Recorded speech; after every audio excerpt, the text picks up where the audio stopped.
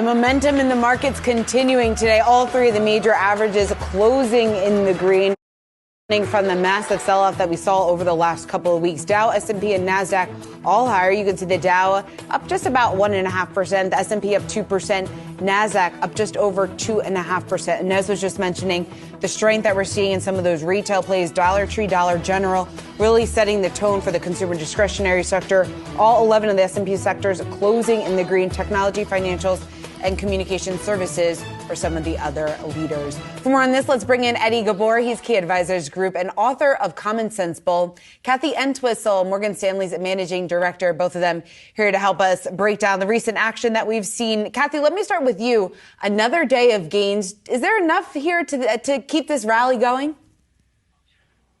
Thanks for having me, Sean. It's great to see you. I think that it's great to see a day like today. I think we're all enjoying an up day for a change. I think it's a great opportunity to make some changes in the portfolio, maybe take out some of the things that have risen a little bit that you don't think have legs going forward and reinvest into areas that we like a little bit better. I'm not sure it's here to stay, but I do want to take advantage of the up days to clean up portfolios. Eddie, is it here to stay? This is nothing more than a bear bounce in our opinion. When you look at these bounces we've had, they've been on very light volume. There's not a lot of conviction. I think the S&P is going to be down at least 30% before we can see bottom, and I expect the VIX to be in the 40s. And I say that because the data that we're getting now that's been causing this sell-off, remember, is first quarter data. The data coming the second quarter is going to be worse than first quarter, and we're not going to get that news till July. And I expect to see a lot of companies guide down before their earnings calls that we'll see in the month of July. So I think we're going to have a very treacherous market here in the next few months. And I agree with the fact that on up days, investors should reassess risk and sell maybe some of the higher beta plays that we think still have a lot of legs down. And Kathy, in terms of what the bond market is telling you, are we headed for a recession, or does the economy have the legs to really withstand some of these pressures? You know, at Morgan Stanley, we don't think that we're seeing a recession ahead. I know that's contradictory to a lot of, what others are saying, but we just think that this is a sort of recovery from the very rapid V-shaped recovery that we had post-COVID, and we're just normalizing at this point and do not see that recession ahead. There's too many fundamental strengths that should hold up the economy going forward. So, Eddie, what are you doing to your portfolio at a time like this when there's so much uncertainty, a lot of that relying on what the Fed is going to do over the next couple of months? So what moves are you making?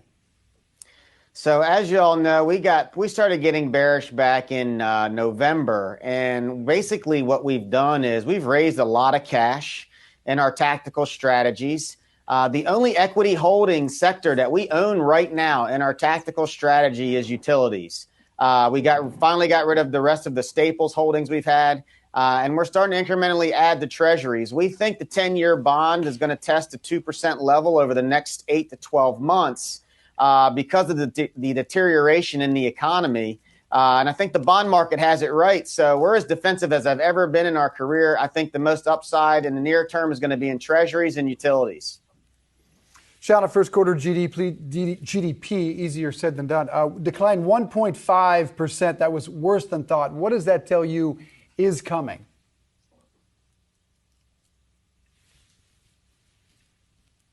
Shauna? I'm sorry, are we asking? Yes. Excuse me, Kathy. Oh, Kathy? Apologies. Okay, I apologize. My fault.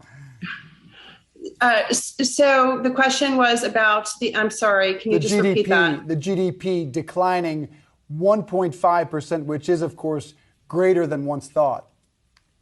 Yeah, I don't think that that's going to end anytime soon. I think that where there's a little bit of risk still ahead, or some volatility and risk, and that includes in GDP, as was being spoken earlier. There is more numbers that will be coming out, and we're not expecting everything to be positive. And there's opportunities for the market to, I guess, correct a little bit more. We think there could be a 5 to 10% additional correction on the S&P, which I think lines up with the other guest, Eddie. And Eddie, I wanted to talk to you about the consumer. Obviously, it's a consumer-led economy that we're in, and we're obviously seeing people starting to make some difficult choices in terms of discretionary spending. How much more of a bite do you think how the consumer is feeling is going to take out of future earnings? I think it's going to be very tough on earnings. The consumer's in the toughest spot they've been in years. They haven't seen inflation like this in an extremely long time. I mean, when you look at food costs and fuel costs alone, there's nothing the Fed can do with raising rates that's going to affect that here in the near term. It's interesting to see as we start to track credit card data. We're starting to see credit card debt really start to increase for the consumer. And unfortunately, I think that's going to continue. And they're in about as tough of a spot as they've been in. And I just don't know how these families that were living paycheck to paycheck before all this happened, how they're going to survive. So that's why we think we're more than likely going to see a recession sometime in the first quarter of next year. Kathy, in terms of what investors should do at this point, or maybe what they shouldn't do, because I think a lot of people are looking at the tech sector, seeing the recent sell-off that we saw there. A lot of those large cap names, though, have been the favorite amongst investors most recently. Are you finding any reason, do any of those names look attractive to you now? No, actually, a lot of the growth overpriced names we are definitely not interested in. We are trying to stick a little bit more closer to utilities, some of the real estate, some of the financials, some of the energy areas that you would normally think would do well in, an inflationary economy. And also basically what Eddie was saying about, the consumer, they have to stop putting tomorrow's spend on today's, credit card. It's time to regroup and really think about what you need to spend and what you don't need to spend and cut costs. So that will affect the economy as well. Eddie, are you seeing sectors that are on sale? And can I ask you about the success today of Dollar Tree and Dollar General both popping and what that tells you about the consumer? Look, I think in regards to that, some of these stocks were really oversold, obviously. So you're going to get bounces. In bear markets, you're going to get bounces and some of the most violent bounces.